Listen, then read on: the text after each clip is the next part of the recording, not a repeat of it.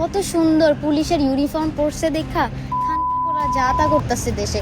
আগে থেকে একটু উস্কানির মূলক কথা বলতেছিল। আমার কাছে মনে হচ্ছে যে নেশাগ্রস্ত ছিল মেয়েটা। এভাবেই পুলিশকে গালিগালাজ করছেন এক তরুণী। গভীর রাতে কেন পুলিশ তার বাইক থামিয়ে জিজ্ঞাসাবাদ করতে গেলেন, এতেই ক্ষিপ্ত হয়ে উঠলেন তরুণী। পুলিশের যদি এই ঘটনার একটি ভিডিও সামাজিক যোগাযোগ মাধ্যমে ভাইরাল হয়। ভিডিওতে দেখা গেছে তার সঙ্গে থাকা তার বয়ফ্রেন্ড তাকে থামতে বললেও অনবরত তরুণী গালি দিচ্ছিল পুলিশকে। এইভাবে হয় না, এইভাবে হয় না। সরি, আমার সাথে অন্যায় করবে কেউ? ফাও ফাও। এই আমরা কি অন্যায় করছিলাম রাইট নাও? কি অন্যায় করছি, কি ভুল করছি?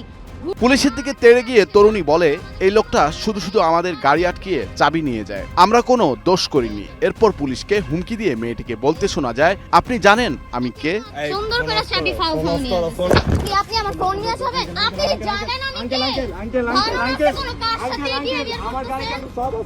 ঘটনাটি ঘটেছে 18 ডিসেম্বর রাতে রাজধানীর মহাখালী এলাকার তিতুমির কলেজের পাশে। সে রাতে কি ঘটেছিল ওই তরুণীর সাথে বৈশাখী টিভিকে জানালেন দায়িত্বে থাকা পুলিশ কর্মকর্তা।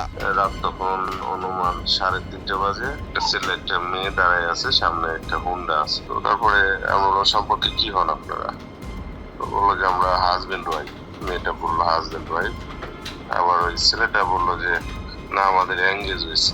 তো দুই রকম কথার কারণে আমি বললাম তো গাড়ি কার? ছেলেটা বললো আমার। তো পিছনে যা দেখলাম যে গাড়ির নাম্বার প্লেটটা নাই। আপনার কাছে কাগজ টাগজ আছে গাড়ির? তো বললো যে আমার কাছে এখন নাই। আমার বাসা কোথায় আপনার? বললো যে পাশেই হাজারি বাড়ির ওদিকে ভাড়া থাকে। বললাম তাহলে আমার বাসায় কি আছে? বললো যে আমার বাবা মা আছে। বললাম তাহলে গাড়ির কাগজটা নিয়ে আসতে বলে না আমাকে আসতে বলে। এর মধ্যে মেয়েটা মানে আস্তে আস্তে সে বিভিন্ন ধরনের উস্কানিমূলক কথা বলা শুরু করলো। পুলিশ জানায় তরুণীর নাম পলি, তার বাড়ি নরসিংদীর মনোহরদীতে। তার মা সাউথ পয়েন্ট স্কুলে ক্লিনার হিসেবে কাজ করেন। আমার কাছে মনে হচ্ছে যে নেশাগ্রস্ত ছিল মেয়েটা।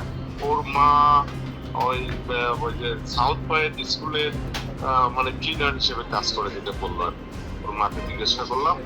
আর ওর বাবা হচ্ছে শ্রমিক।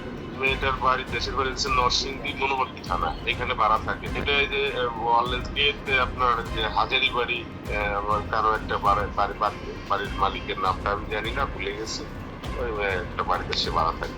পুলিশের জিজ্ঞাসাবাদে তরুণীটি নিজেদের স্বামী স্ত্রী বলে দাবি করছিল, কিন্তু সাথে থাকা ছেলেটি জানায় তাদের এনগেজমেন্ট হয়েছে। তাদের বাইকের পেছনে নাম্বার প্লেটও ছিল না, তাই কাগজপত্র দেখতে চাইলে ক্ষিপ্ত হয়ে ওঠে পলি। ও একটা লাইভ করার জন্য মানে উল্টাপাল্টা কথা বলতেছে। পরে আমি বললাম যে আপনি তো এতক্ষণ ধরে উস্কানিমূলক কথা বলেন, আবার আপনি আবার ভিডিও করতেছেন কি জন্য? অনুমতি চাই ভিডিও করতেছেন। তো আস্তে করে কেটে বললো, এখান থেকে চলে গেল।